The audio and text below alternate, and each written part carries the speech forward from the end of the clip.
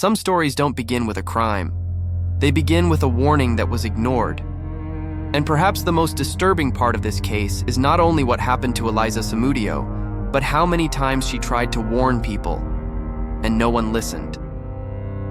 Today, I want you to do something different. Before thinking about headlines, before remembering soccer, before passing any judgment, I want you to listen. Because before she disappeared, Eliza spoke. She asked for help. She documented fear. She left traces. And even so, silence won. Eliza was not born surrounded by privilege. She was born far from the spotlight, into a reality common to thousands of Brazilian women who grow up learning early on that life offers no guarantees. From a very young age, she understood that she would have to fend for herself. There was no solid structure. There was no safety net. There was only a girl trying to exist and to be seen. She had simple dreams.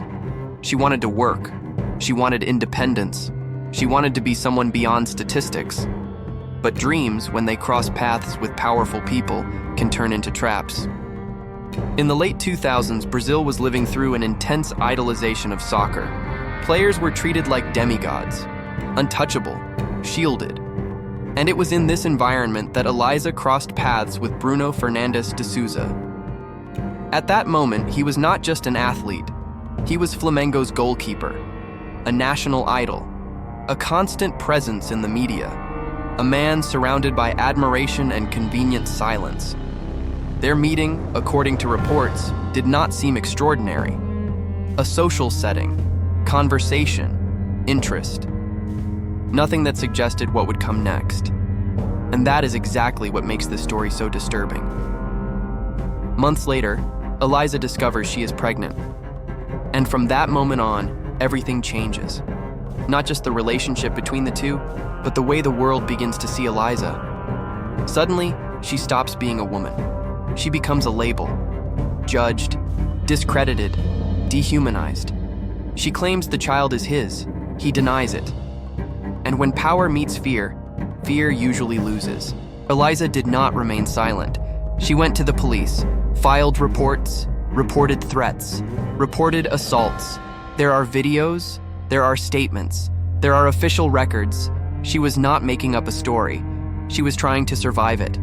In one of the most anguished statements in this case, Eliza says she was intimidated, threatened, placed in a situation of extreme fear.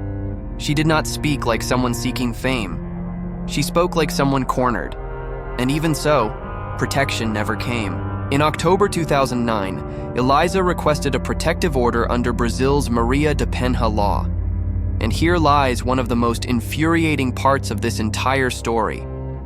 The request is denied. The argument? There was no stable relationship, as if fear needed a label, as if violence required a contract. From that moment on, Eliza walks alone, knowing that someone powerful did not believe her, and that changes everything. Even afraid, she continues insisting on the recognition of paternity. She does not ask for luxury. She does not ask for fame. She asks for responsibility. And this insistence, according to the very chronology of the case, is what definitively puts her at risk. June 2010. Eliza agrees to travel to Rio de Janeiro. The promise was simple: resolve everything, take a DNA test, end the conflict. She gets into a car in Barra da Tijuca in Rio de Janeiro, with her son. This is the last time Eliza is seen by people outside the goalkeeper's inner circle. After that, only versions, only contradictions, only silence. What happened next? Was she persuaded, deceived, pressured? Why so many different versions? Why no definitive proof? Why was the body never found? And the hardest question of all, if Eliza had been heard, would this have happened? That June afternoon in 2010, Barra da Tijuca followed its normal rhythm. Cars passing by, people coming and going. No one there imagined that, inside an ordinary vehicle, a story was about to end in the cruelest possible way. Eliza leaves the hotel carrying something that completely changes how this case must be read: a baby in her arms. This matters. A lot. Because mothers with babies do not disappear easily. They leave traces. They need to stop. They draw attention. Eliza gets into the car, accompanied by people directly connected to Bruno Fernandes de Souza. This is the last confirmed image of her alive outside his inner circle. After that, the story is told only by those who were in the car, and that's where the problems begin. The official version claims that Eliza went voluntarily, that she agreed to travel, that she believed everything would finally be resolved. But there is something deeply uncomfortable about this narrative. If everything was fine, why had she filed police reports before? Why had she requested a protective order? Why had she reported fear? And most importantly, why did so many different versions emerge afterward? The trip from Rio de Janeiro to the interior of Minas Gerais is not short. It is hours on the road, gas stations, inevitable stops, people circulating, and this raises a devastating question. How could someone completely disappear after a trip like that, with a baby along? Reports say the group stopped at a roadside motel, then continued to a rural property in Esmeraldas. A remote location, little movement, few eyes. And it is exactly here that the case plunges into darkness. Because from that point on, Eliza is never seen again. Days go by. Eliza's phone stops responding. Messages are not delivered. The silence begins to scream. Her mother senses something is wrong. Her friends sense something is wrong. But on the other side, no one seems in a hurry. The absence of a body begins to create a legal and emotional limbo. Without a body, doubts arise. Without doubts, narratives arise. And narratives begin to compete with the truth. Testimonies start to be collected.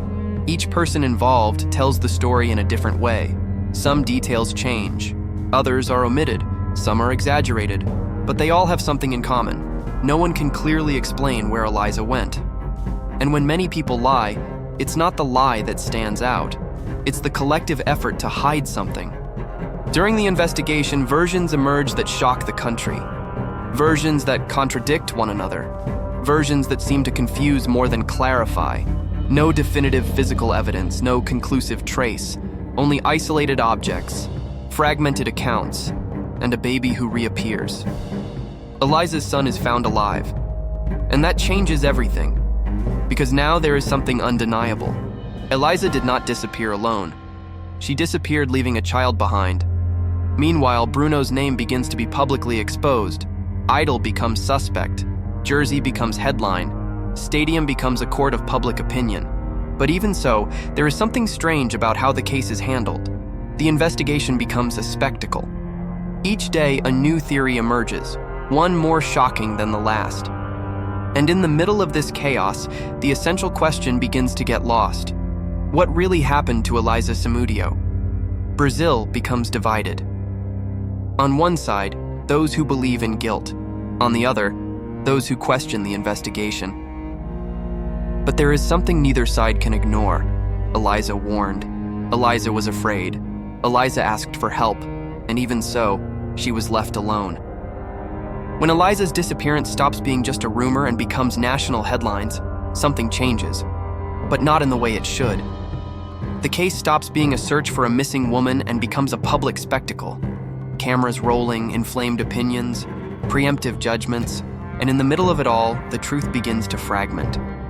The police finally move forcefully into the case, but instead of a firm path, what emerges is an investigation full of detours, rushed decisions, and versions that appear and disappear at the same speed.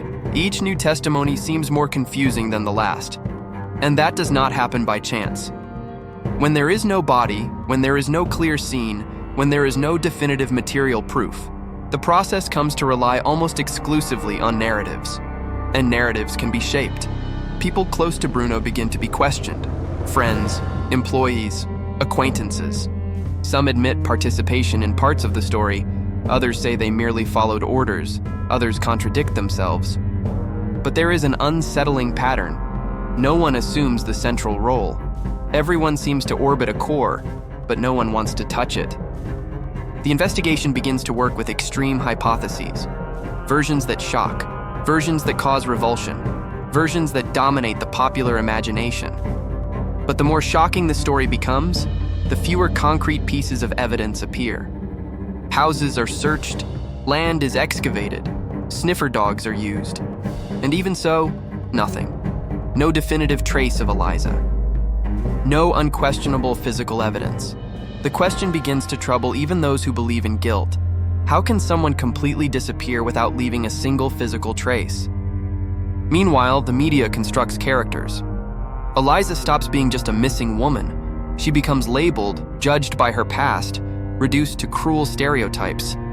And this matters, because when the victim is dehumanized, it becomes easier to accept any narrative about her.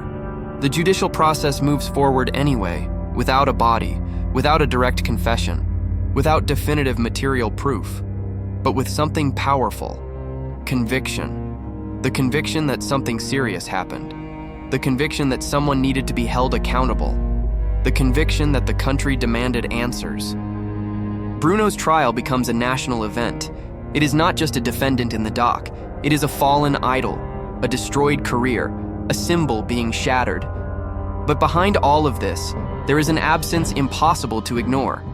Eliza is not there to tell her final version. She was never able to say what really happened that last night, never able to explain why she trusted, never able to defend herself from the versions created afterward. The conviction comes, heavy, historic, and for many, it represents justice.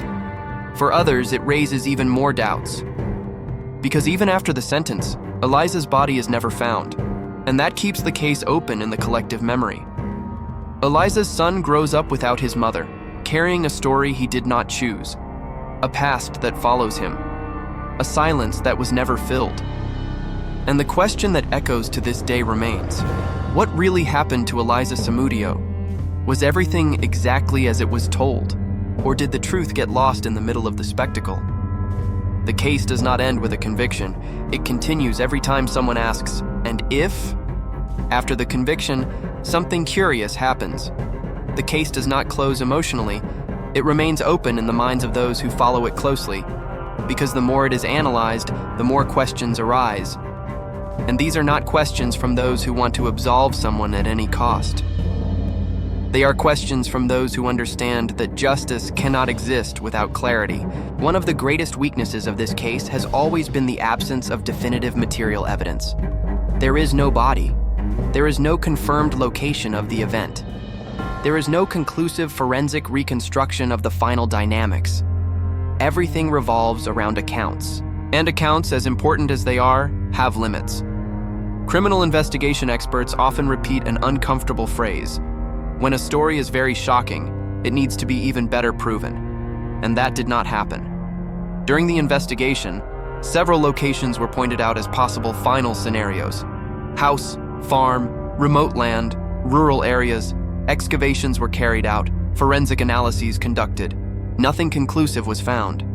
Not a single identifiable drop of blood, no irrefutable biological trace.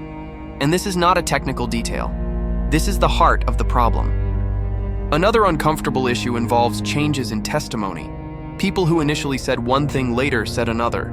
Some alleged pressure, others sought legal benefits. And this raises a sensitive point. To what extent were the narratives spontaneous? In complex investigations, plea deals are common, but when they become the central pillar of the case, the risk of distortion increases. The media's own behavior contributed to further confusion. Every week, a new definitive truth emerged, each more shocking than the last. But in the end, none were fully confirmed. The case became a mosaic of versions. And when everything seems possible, the truth becomes difficult to reach. Meanwhile, Eliza disappears as a person. She becomes just a name in headlines, a symbol, an object of debate. Little is said about who she really was, about her real fears, about the institutional failures that left her vulnerable. Because there is a hard truth in this case: Eliza was ignored before she disappeared. Her requests were not taken seriously. Her fear was minimized. Her word was questioned. And that is a form of silent violence. Even after the conviction, the system was unable to answer the most basic question: where is Eliza Samudio? And when the state cannot answer that, the sense of justice remains incomplete. Time passes, years accumulate, the country changes, headlines change, but the case remains. And every time someone revisits this story, they realize something unsettling. No matter which side you're on, there are too many gaps. When a crime happens, attention usually focuses on the final moment, the act, the shock. But the truth is that the crime continues afterward. It happens in silence, in absence, in broken routines. And perhaps no part of this story is as ignored as what happened to those who survived. Eliza's son grows up with no memory of his mother. There are no bedtime stories, no shared memories, not enough photos to explain who she truly was. There is only a void and a past the world insists on reminding him of. Meanwhile, Eliza's family lives a different kind of mourning. A mourning without a body, without goodbye, without burial. It is the kind of pain that never closes. Because how do you accept death when you don't know exactly what happened? Eliza's mother spends years repeating the same sentence. I don't want versions. I want to know what they did to my daughter. That sentence sums it all up.